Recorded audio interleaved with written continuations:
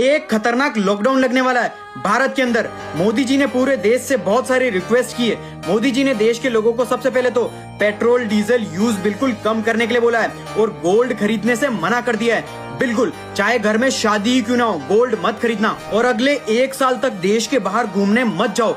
देश के बाहर ट्रैवल करने से बिल्कुल मना कर दिया है और इतना हो पब्लिक ट्रांसपोर्ट यूज करो, बस मेट्रो कार का यूज बिल्कुल बंद कर दो। और फिर मोदी जी ने कहा है अगर सामान भेजना है तो ट्रेन से भेजना शुरू कर दो, क्योंकि ट्रेन इलेक्ट्रिक है। ईवी कार से ईवी स्कूटर का यूज करना ज्यादा यूज करने को कहा है। और फिर कहा है कोरोना की तरह वर्क फ्रॉम होम शुरू कर दो फिर से, और खाने के तेल और जो भी चीज यूज सब बंद करने के लिए कहा है जो बाहर से आती है, क्योंकि ये सारी चीजें बाहर विदेश से आती है। इंडिया में फार्मिंग में फर्टिलाइजर का इस्तेमाल बंद करने को कहा है। पूरे देश से नेचुरल फार्मिंग की रिक्वेस्ट की है मोदी जी ने और कहा है घर के सामान की एक लिस्ट बनाओ जो फॉरेन से आती है, डेली यूज प्रोडक्ट है, उन्हें खरीदना बंद कर दो और इंडियन प्रोडक्ट्स खरीदो। तो ईरान अमेरिका इजराइल की वॉर का इम्पैक्ट भारत में आ चुका है, क्योंकि पेट्रोल डीजल अगर नहीं बचा है तो पेट्रोल महंगा हुआ तो पूरे देश में ट्रांसपोर्ट महंगा हो जाएगा और अचानक से महंगाई बढ़ने का खतरा है। इसलिए मोदी जी रिक्वेस्ट कर रहे हैं डॉलर के मुकाबले रुपये का रेट भी बचाने की कोशिश की जा रही है, क्योंकि